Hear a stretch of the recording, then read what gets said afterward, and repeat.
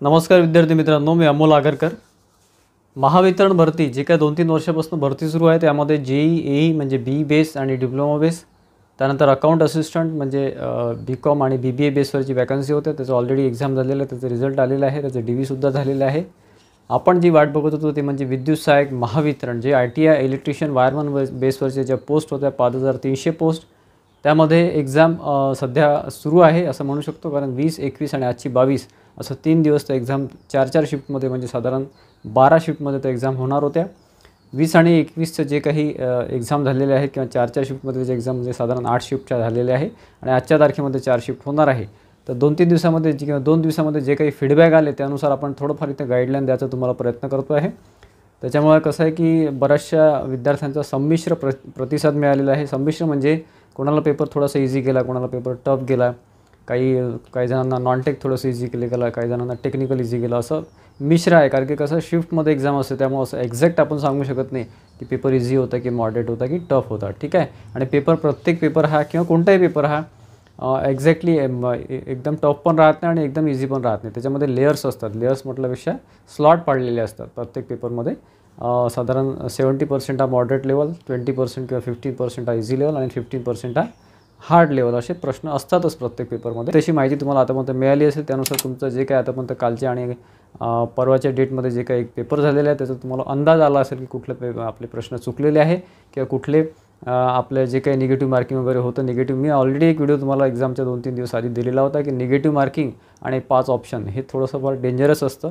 त्यामध्ये बरेचसे विद्यार्थ्यांचे मार्क्स एक कमी होतात, काही जणांना निगेटिव्ह मार्किंगसुद्धा माहीत नव्हतं काय आहे की फॉर एक्झाम्पल तुम्ही समजा 75 प्रश्न 75 मधले तुमचे जर 50 बरोबर असेल त्याचा स्कोअर तुमचा होईलच, पण त्यातले जर 5 चुकले असले तर ते मायनसमध्ये तुमचे मार्क्स जातात, तुमचा जो स्कोअर असेल त्यामध्ये मायनसमध्ये, ठीक आहे।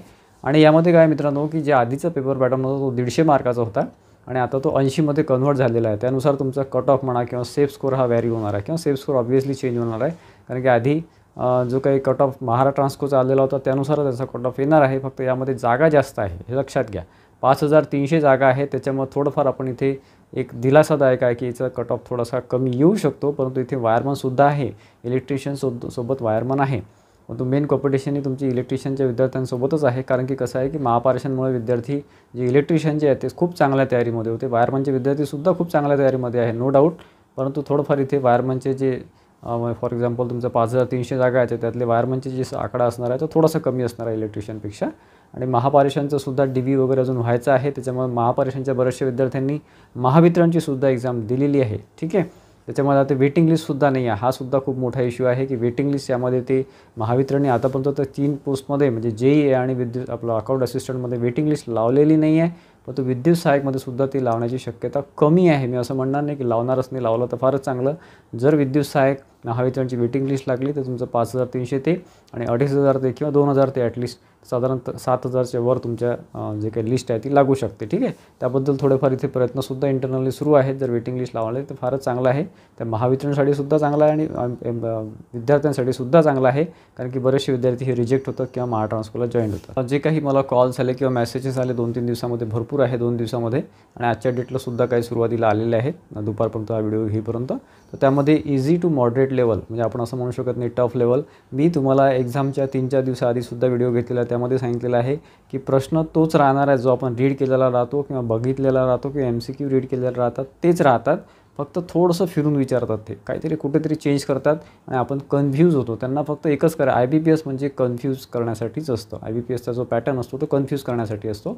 आणि रिजनिंग, ॲप्टिट्यूड आणि मराठी हे सुद्धा बऱ्यापैकी मॉडरेट होतं, आपण असं नाही म्हणू शकणार की टफ होतं, पझल्स वगैरेचा भाग बऱ्यापैकी होता, पण तो इझी टू मॉडरेट होता, जास्त काही हार्ड नव्हता।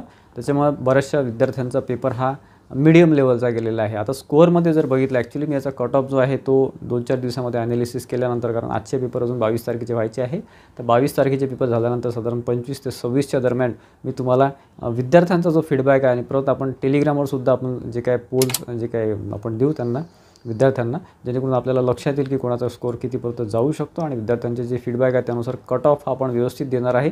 कट ऑफ म्हटल्यापेक्षा सेफ स्कोअर जो आहे तो तुमचा व्यवस्थित द्यायचा प्रयत्न करू पुढच्या 2-3 दिवसामध्ये। परंतु माझं जे ॲनालिसिस आहे त्यानुसार बघा 80 मार्काचा हा पेपर होता, 75 प्रश्न, 75 मिनिटाचा वेळ होता, निगेटिव्ह मार्किंग होतं।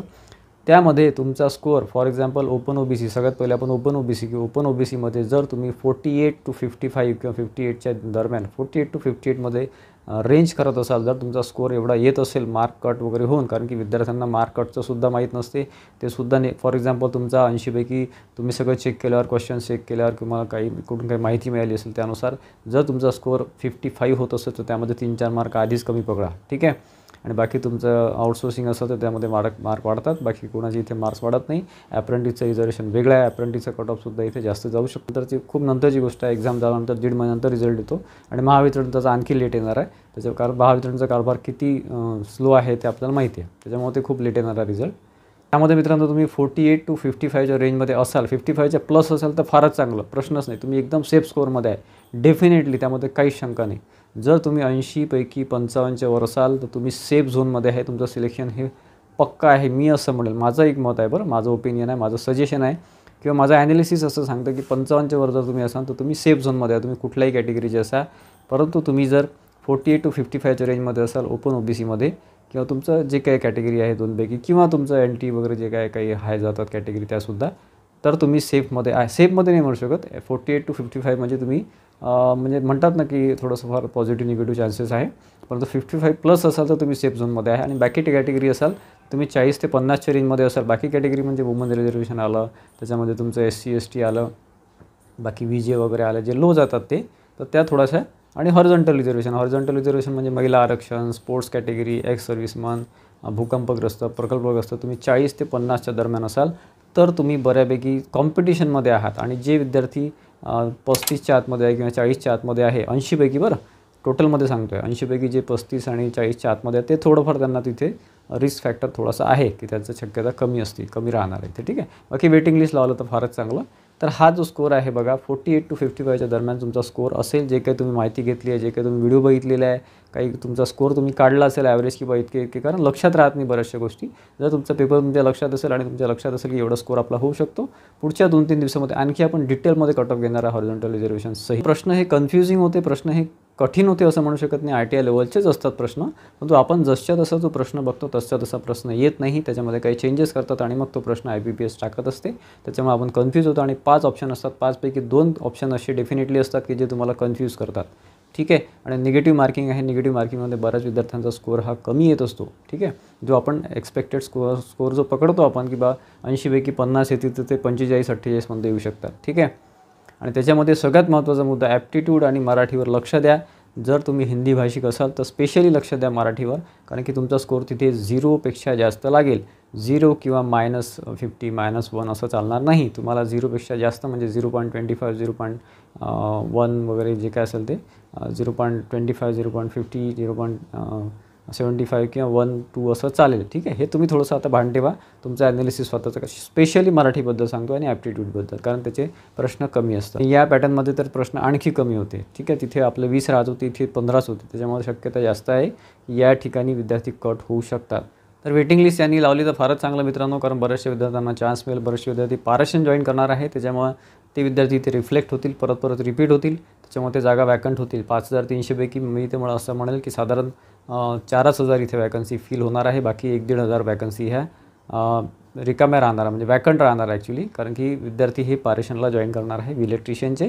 आणि वेटिंग लिस्ट नसल्यामुळे, जर असली तर फारच चांगलं, पण नसल्यामुळे ह्या 1200-1300 पोस्टचं इथे लॉस होणार आहे. त्याबद्दल प्रयत्न सुरू आहे, त्याबद्दल मागण्या करण्यात येत आहे इंटरनली, ठीक आहे. आपण ते प्रयत्न करतो आहे, जर यश मिळालं तर पुढे विद्युत सहाय्यकची सुद्धा वेटिंग लिस्ट लागू शकते. तर मित्रांनो काळजी करण्याचं कारण नाही, तुमचा स्कोअर जर 48 to 55 असेल तर तुम्ही बऱ्यापैकी कॉम्पिटिशनमध्ये आहात. 55 प्लस असेल 80पैकी तर तुम्ही सेफ झोनमध्ये आहे. आणि अदर कॅटेगरी असेल, हॉरिझॉन्टल रिझर्वेशन असेल तर तुमचं साधारण 40 to 48पर्यंत तुमचा स्कोअर असेल तर तरी तुम्ही कॉम्पिटिशनमध्ये आहे, त्याच्यामुळे नाराज होऊ नका. जे काय तुमचा पेपर टफ गेला असेल, कठीण गेला असेल तर काही काळजी करण्याची कारण नाही. बाकी 2-4 दिवसामध्ये आणखी आपण डिटेल कट ऑफचा व्हिडिओ घेऊच, ठीक आहे. आजचा व्हिडिओ आवडला असेल, व्हिडिओ माहितीपूर्वक वाटला असेल तर व्हिडिओला नक्की लाईक करा आणि शेअर करा. आणि यासाठी चॅनलला सबस्क्राईब करून ठेवा, बेल आयकॉन क्लिक करा, जेणेकरून तुम्हाला वरचेवर अपडेट्स मिळत राहतील. आणि धन्यवाद मित्रांनो.